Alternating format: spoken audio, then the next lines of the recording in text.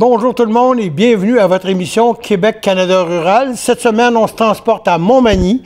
On est en extérieur. On va aller rencontrer M. Christian Noël qui va nous parler d'une belle organisation qui s'appelle les Arts de la Scène de Montmagny.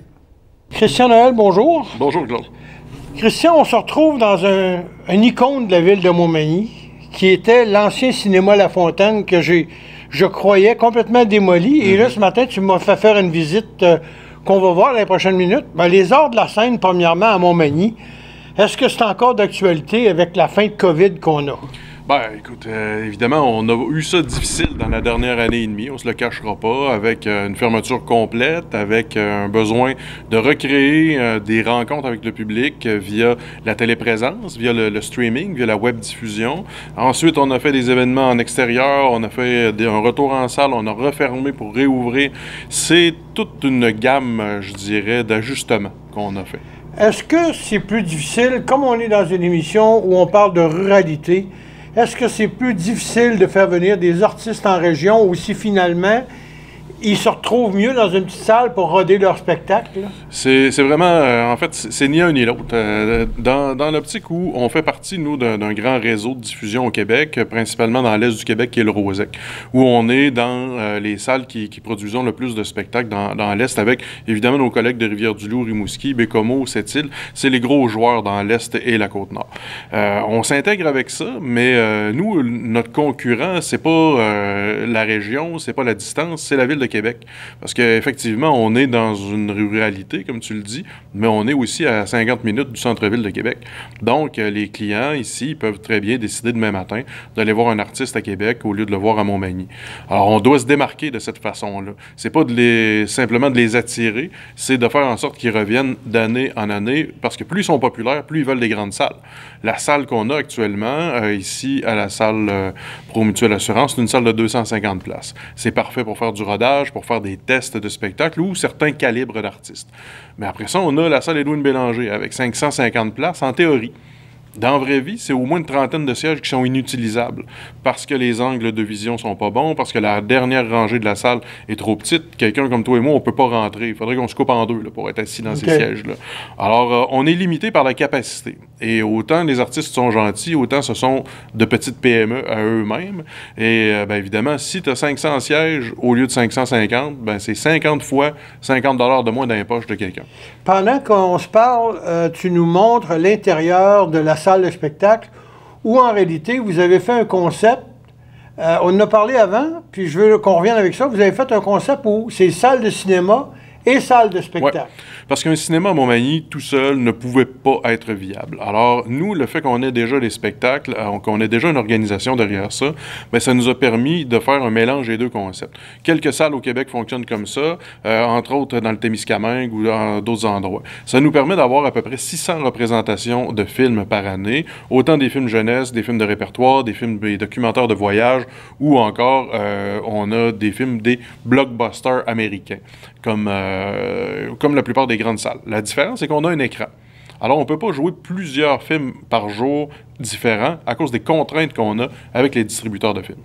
Bon, là maintenant, au niveau des contraintes, on est un peu perdu parce qu'on entend toutes sortes de versions. Comment ça fonctionne en salle? Est-ce que la salle peut être pleine? Tout le monde doit porter le masque. Maintenant, on ne le porte pas parce qu'on a une distanciation. Absolument. Et on a fait un commun accord qu'on est vacciné et tout. Mais dans la salle, ça fonctionne comment? Puis avec la restauration, parce qu'on voit le restaurant que vous avez aussi, très, très bien aménagé, puis on parlera de cette salle-là après. Comment ça fonctionne? Ben, alors, pour le moment, parce qu'il faut toujours dire pour le moment, avec les mesures sanitaires, les gens doivent porter le masque en tout temps lors des déplacements. Ils ne peuvent pas le retirer lorsqu'ils sont assis à leur siège, sauf s'ils consomment de la nourriture ou un breuvage. Alors, ben, il faut manger son popcorn tranquillement si on veut respirer librement. OK. Bon, vous avez une autre salle dans laquelle on se trouve présentement, qui est une salle plus intimiste. Vous faites quoi comme genre de spectacle dans une salle comme ça? Cabaret Cogeco, où on se trouve ici, c'est sans COVID, habituellement 120 places.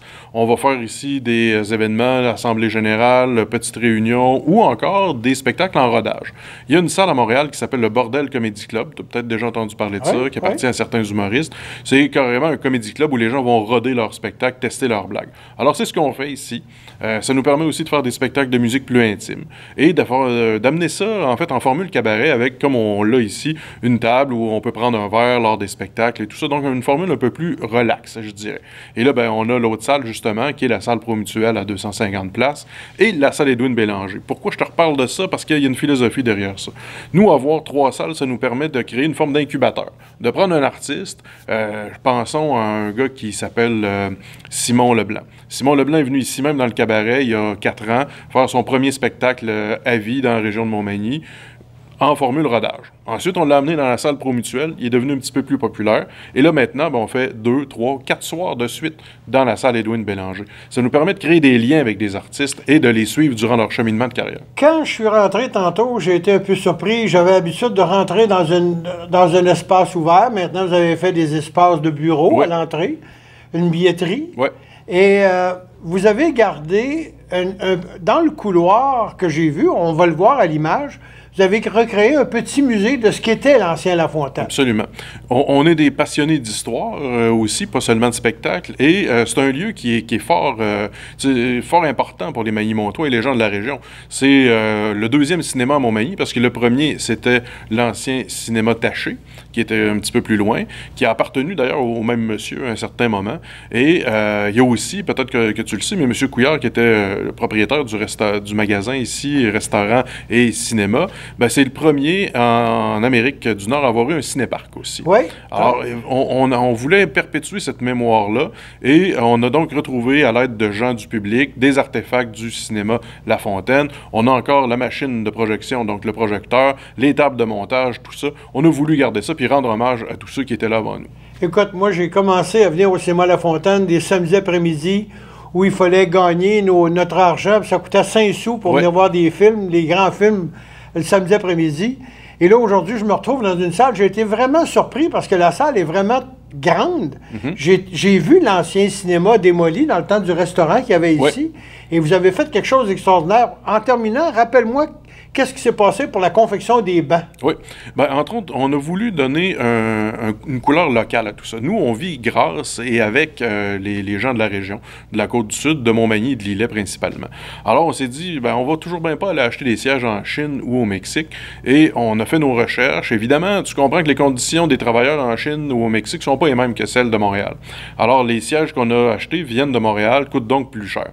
Mais il y a des composantes dedans, de bois, de structures, qui sont faits ici même à Montmagny. Moi, je me voyais pas acheter des sièges en Chine, alors qu'il y a des gens de Montmagny qui travaillent ici et contribuent, dans le fond, à faire des produits québécois de qualité. Évidemment, il y a un coût à ça. Mais on s'est entendu, on a travaillé fort, on a été chercher des commanditaires, les fabricants nous ont aidés, et au final, ben, on peut dire que c'est plus de 86% des matériaux de la salle Promutuelle qui sont des matériaux québécois ou canadiens. Est-ce que, d'après toi, pour les gens de Montmagny ou les gens de la région, c'est important de gaspiller, et non pas gaspiller, d'investir plus d'argent pour le même produit, mais sachant qu'il vient de la région? Je ne sais pas à quel point ça l'était avant la pandémie. Je pense que la pandémie a donné un petit électrochoc là-dessus pour acheter plus localement. Tu sais, des fois, on se dit « Ah, ben on va commander sur Amazon, on l'a 3 jours après ». C'est la même affaire. Quand tu vas au magasin de vêtements, quand tu vas au magasin de cuisine, peu importe, puis ils l'ont pas, 3 jours après, ils peuvent l'avoir aussi.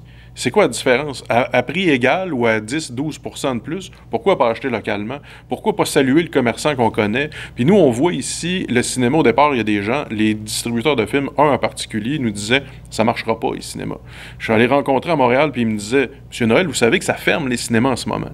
Ben, j'ai dit, écoute, si tu veux pas nous en vendre de films, on va en acheter ailleurs, mon homme. Et bien, finalement, on s'est entendu avec lui, évidemment. Et depuis ce temps-là, ben, c'est pas 3-4 personnes qui viennent au cinéma par année, c'est entre 12 et 15 000 personnes. Ces gens-là allaient au cinéma peut-être à Lévis, allaient peut-être au cinéma à la Pocatière. On n'a rien contre ces villes-là, mais on a tout pour notre ville. Alors, les gens qui viennent ici vont aller ensuite consommer dans un restaurant, vont dépenser de l'essence ici. On garde l'achat. La culture, c'est aussi de l'économie, Claude, tu le sais. Ah ouais. Écoute, on fait une courte pause et on revient immédiatement après pour la conclusion. Absolument. Toute l'équipe de Belle-Île Solutions Nutrition est fière de vous présenter cette émission. Chez Belle-Île, on met en valeur les ressources de la ferme pour soigner les animaux d'élevage. On appelle cela l'autonomie alimentaire à la ferme. Nourrir l'autosuffisance. Voilà comment nos conseillers vous aident chaque jour. Belle-Île Solutions Nutrition. On nourrit ce que vous mangez. L'encanteur René Hood peut vous aider grandement à obtenir le juste prix, que ce soit pour un troupeau de vaches laitières et ou pour la marchandise de ferme à vendre. Le travail d'une vie vaut la peine d'être confié à une équipe de professionnels. L'encanteur René Hood et son équipe de professionnels pour obtenir le bon prix dans un encan. Visitez encanhood.com.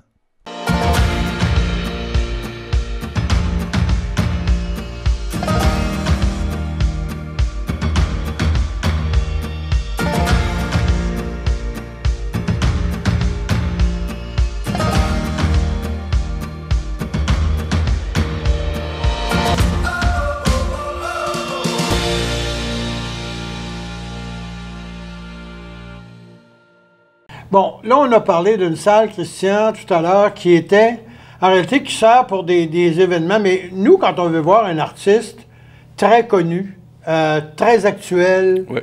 Je viens pas de Montmagny, mais je viens de Montmagny, mais je ne vis plus à Montmagny, malheureusement.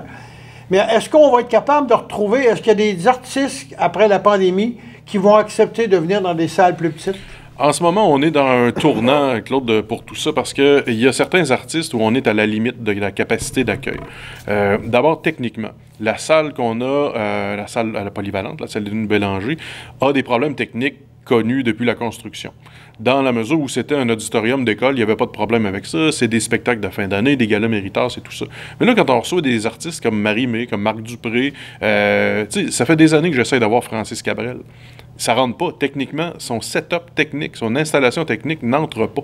C'est pas qu'il veut pas venir, puis c'est pas qu'il est pas fin, Francis Cabrel. Puis on vendrait les billets en quelques minutes à peine. Je me rappelle, on avait discuté, à l'époque où j'étais député à Montmagny, on avait discuté pour faire le réaménagement du couloir. Il y a un grand couloir qui est un peu embêtant pour les artistes pour entrer à la salle là-bas. Oui.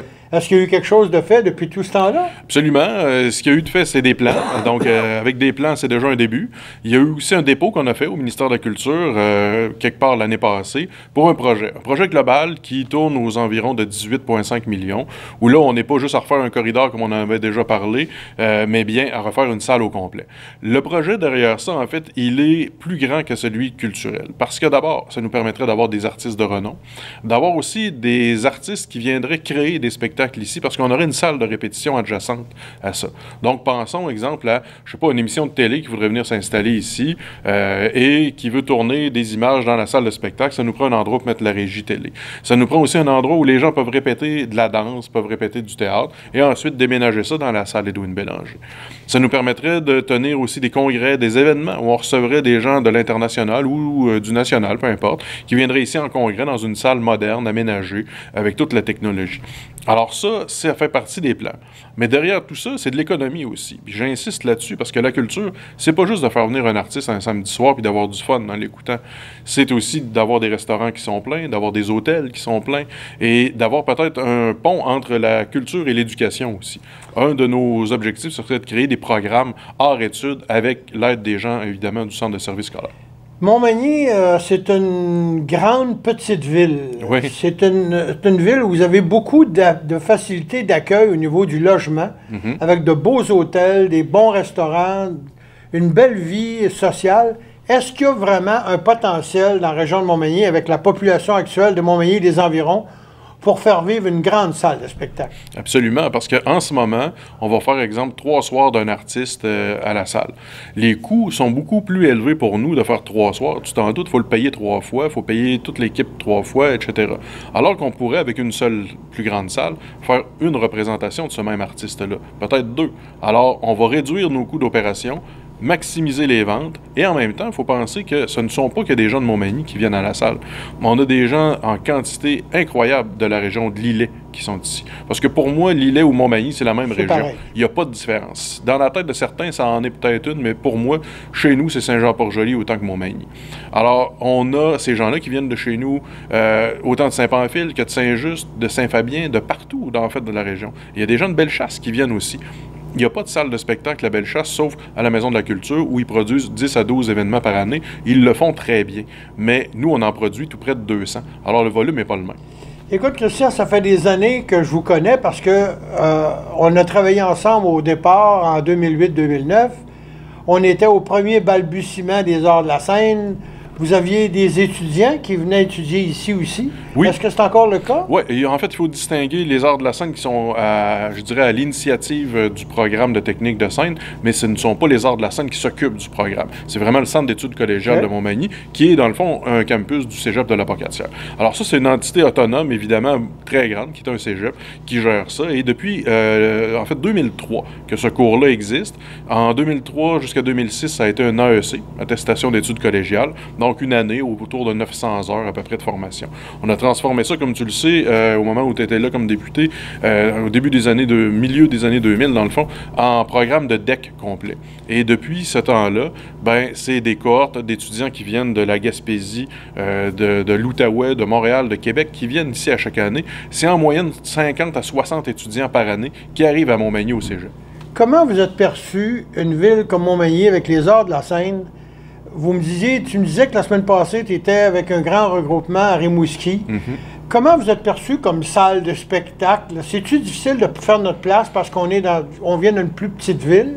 C'est peut-être plus difficile avec certains gros producteurs, mais avec nos collègues des autres salles, bien évidemment, on fait partie des plus gros diffuseurs de l'Est du Québec en termes de volume.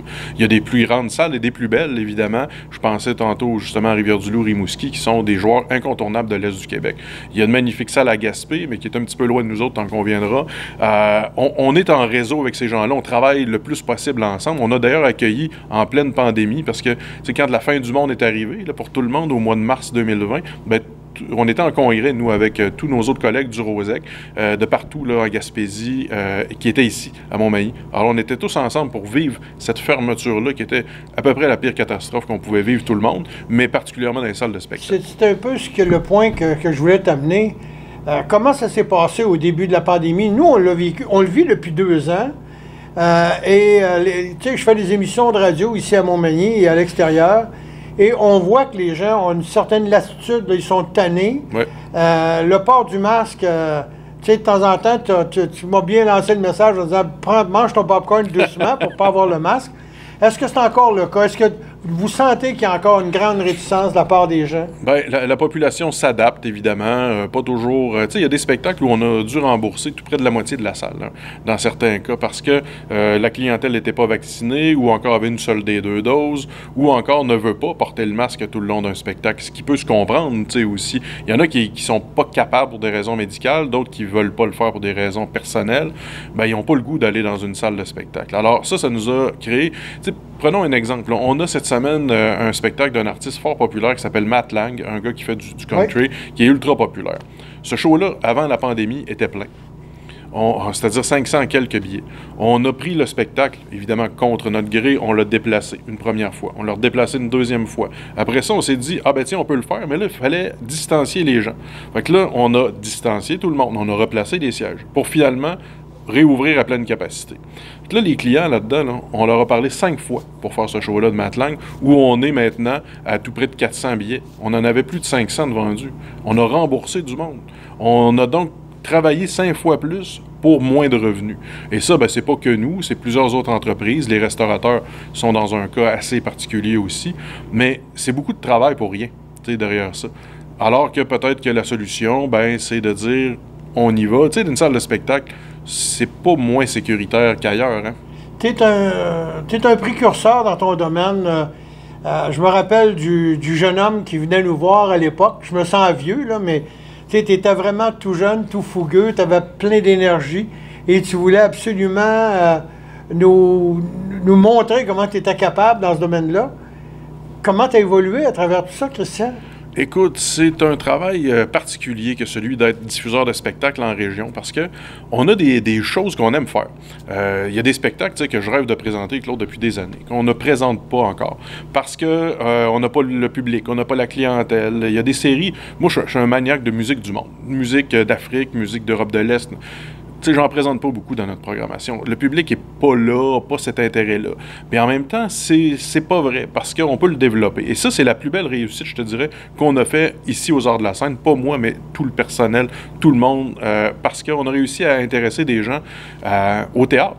Le premier show de théâtre que j'ai fait quand je suis arrivé ici il y a 22 ans, il n'y avait pas grand monde dans la salle. On présentait un film, pas un film, excuse-moi, un spectacle avec Gilles Latulippe, c'était plein. Mais un théâtre de création d'un auteur québécois, mettons qu'on pouvait compter le monde dans la salle, puis on les connaissait tous. Mais là, maintenant, on a une série. On a une série de 4 à 6 spectacles de théâtre par année.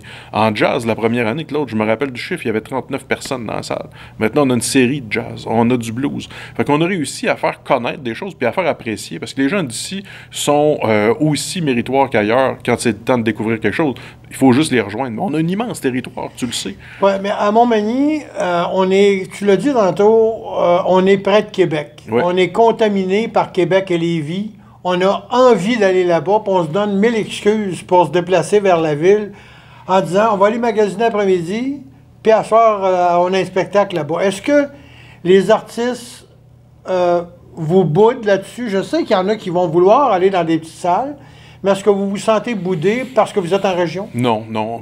D'abord, on offre les mêmes conditions financières qu'à de grandes salles. Ça nous désavantage, nous, mais ça désavantage pas l'artiste. Et on a une volonté de maintenir les prix de billets le plus bas possible. On fait l'exercice à chaque année. On prend 2 ou 3 artistes qui sont à Québec, peu importe la salle, et qui viennent chez nous aussi. En général, on s'en sort entre 8 et 14 $ de moins du billet à Montmagny. Et là, je te parle là-dedans de pas de frais de stationnement, du vestiaire qui est moins cher, de la bière qui est moins chère, des frais de service qui sont moins chers, mais le billet lui-même qui est moins cher. Donc, nous, on essaie de contrer le fameux tant qu'à y être. Et là, le tant qu'à y être, c'est ben, après-midi, on va aller magasiner à tel endroit à Québec, on va souper au resto, puis tant qu'à y être, on va aller au spectacle. Ce qu'on vient de perdre quand on fait ça, là, ben, c'est 200, 300 $ par couple qui vont à Québec parce qu'ils vont magasiner, manger au resto, acheter des billets. On veut que ces gens-là restent chez nous, alors on maintient le prix des billets plus bas. Mais vous avez le même temps qu'à y être parce qu'ils viennent manger au restaurant. Là. On ne partira pas de Lillet ou de Saint-Jean-Port-Joli juste 1 heure avant le spectacle. On va venir manger à Montmagny. En général. En général. Ouais. Donc, les Arts de la Scène, vous faites tourner l'économie de Montmagny autant au niveau des restaurants que des hôtels. Absolument. Écoute, je me rappelle d'un restaurateur, sans le nommer, là, qui, à un moment donné, un samedi soir, m'a appelé avant la pandémie, l'année avant la pandémie, en me disant « Qu'est-ce qui se passe ce soir? J'ai pas de monde au restaurant. Pas de spectacle. » Non, le spectacle était annulé. Ah, ben, maudit, je savais pas. Parce que d'habitude, ce restaurant-là, à 18h, il affiche complet jusqu'à 19h55, où là, tout le monde saute dans son auto pour s'en aller à la salle Édouine Bélanger, puis ils peuvent refaire un deuxième service à 20h. Alors là, ben, c'est un resto qui était vide ce soir-là, ou à peu près. Le type d'artiste le plus souvent que vous avez ici, est-ce qu'on parle de chanteur? Parce que quand un chanteur va arriver, il a besoin de plus d'espace, il a besoin de plus de scène. Il y en a qui ont des décors, il y en a qui n'en ont pas. Alors qu'un humoriste va arriver avec son micro, puis quelques techniciens, ou c'est pas vrai? Ouais, ça dépend des artistes. Il y a des humoristes qui arrivent avec des camions 53 pieds remplis à ras-bord, avec des décors, des panneaux LED, etc. Il y a des chanteurs qui arrivent juste avec leur guitare. Ça dépend vraiment des productions. Mais derrière tout ça, nous autres, ce qu'on essaie, c'est de donner aussi une qualité d'accueil aux artistes. On fait partie des diffuseurs de spectacles qui sont là à chacun de nos shows. Sans critiquer les collègues, il y en a qui vont inviter un artiste chez eux et qui ne seront pas là le soir du show. Ben, moi, je suis là systématiquement à tous les spectacles, ou encore Cynthia qui travaille avec moi, qui est là. On accueille l'artiste avant le show, on le remercie après le show. Tu vas dire, ouais, rien d'extraordinaire là-dedans. Je te confirme que sur 150 salles au Québec, on n'est pas 10 à faire ça. Est-ce que les artistes, ça c'est, là on va faire un peu de patinage, est-ce que les artistes ont des besoins ou des demandes pour plusieurs? Est-ce qu'il y en a qui jouent prima donna? Non, vraiment ou s'ils pas. sont vraiment simples? Pas les artistes québécois. On a reçu quelques artistes internationaux qui avaient des demandes particulières. Je me rappelle d'un artiste français qui est venu à un moment donné qui voulait absolument qu'on arrête la climatisation dans la salle en plein mois de juin. Écoute, lui, il avait des problèmes de gorge, mais si on ferme la clim dans la salle actuelle, Édouine Bélanger, on la ferme partout pour tout le monde, pas juste sur la scène. On l'a fait, mais bon, mais tu sais, les artistes, c'est plus comme c'était non plus. C'est des gens qui ont pas tant de besoins que ça, qui ont juste besoin d'être bien accueillis, puis nous, on se met un point d'honneur à bien le faire.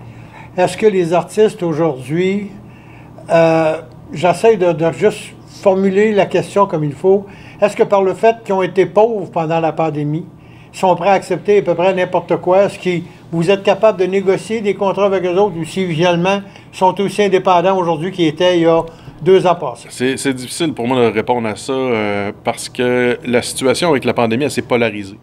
Les plus riches sont devenus plus riches qu'avant. Tu sais, il y a des artistes qui, pour faire des zooms de 20 minutes, chargeaient 20 000 $, là. Un zoom avec une entreprise, le gars était chez eux, puis il faisait 20 000 en 20 minutes, là. Alors qu'il y a d'autres artistes qui crevaient de faim, littéralement. Des musiciens qui n'avaient plus de tournée, qui n'avaient pas de moyens de travailler. Tu sais, souvent, les artistes plus petits ou en démarrage vont avoir ce qu'on appelle une job de jour, tu sais, où ils vont travailler dans un resto, dans un bar, dans un magasin de musique.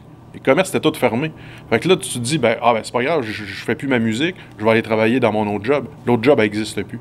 Fait que, effectivement, il y a eu les mesures PCU et tout ça, mais est-ce qu'on s'enrichit avec ça? Je pense pas. Ici, vous avez une très belle petite salle, formule cabaret. Avez-vous quand même beaucoup de demandes pour des artistes pour venir roder des shows? Oui. Oui, absolument. On choisit, par contre. Je dois te dire qu'on ne dit pas oui à tout le monde parce que il y a des coûts pour ça. Quand on prête la salle ou on loue la salle, nous, il faut faire travailler notre équipe, tout ça. Les artistes en démarrage, ils peuvent pas dire, on va tout payer. Il faut qu'on fasse une entente avec eux pour co-diffuser, co-produire le spectacle. Alors, on choisit des artistes qu'on aime, qu'on pense qu'ils vont percer, puis on essaie de faire en sorte de faire un bon français, un crescendo, pour pas dire un build-up avec eux autres, là. Parce que ceux qui vont venir ici, qui vont venir roder, s'ils deviennent plus populaires à cause du fait que vous avez été là, ils vont être les premiers, vous allez être les premiers sur leur liste pour un contrat pour une production d'eux autres. Un bel exemple de ce que tu dis, tu connais Boucard Diouf, qui est l'humoriste, conférencier, auteur, etc. Boucard a commencé à Rimouski parce qu'il était là-bas aux études, mais il a fait ce qu'on appelle un showcase. Dans notre jargon, ça, c'est une vitrine de spectacle, un moment où tu te présentes devant tous les autres de ton domaine pour présenter un extrait de son spectacle. Alors, Boucard était ici à une époque où on a reçu le congrès du Rosac, il y a de ça presque 20 ans maintenant. Et là, Boucard, pour la première fois de sa vie, était devant le public, devant des acheteurs de salles de spectacle. Et il a fait son show, puis il s'est planté. Mais pas à peu près. Alors, je me rappelle, on était, à l'époque, il y avait le bûcheron, tu te rappelles de cette salle-là? Oui. On était au bûcheron sur le bord de l'eau, là-bas, et puis il y a un petit banc de parc, et là, Boucard est dehors, et il se dit, écoute, j'ai raté ma shot, ça y est, je ferai pas de spectacle, blablabla. Je me rappelle d'avoir passé 15-20 minutes à discuter avec lui, essayer de comprendre ce qu'il me disait, puis tout ça, puis essayer d'y expliquer aussi que c'était pas vrai, qu'il s'était planté. Que oui, ça avait peut-être pas été un succès instantané, puis qu'il sortait pas de là avec 40 spectacles, mais on est quelques-uns, dont moi, dont Michel Côté au Grand Théâtre de Québec, qui avons apprécié ce qu'il a fait. Puis je l'ai engagé pour faire un premier spectacle. Il n'y avait pas grand monde dans la salle, mais le show était bon. Et là, ça s'est buildé d'année en année. Boucard est devenu un incontournable du Québec. Ouais. Alors, à chaque fois qu'il vient ici, on est content de se retrouver.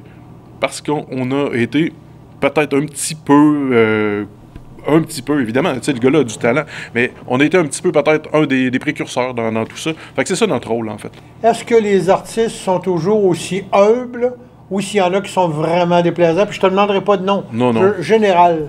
Déplaisant, non. Des fois, c'est juste qu'il faut penser que c'est des gens occupés. Puis c'est ce que je dis des fois à mon équipe. Tu sais, prenons la plupart des humoristes ou presque font de la radio.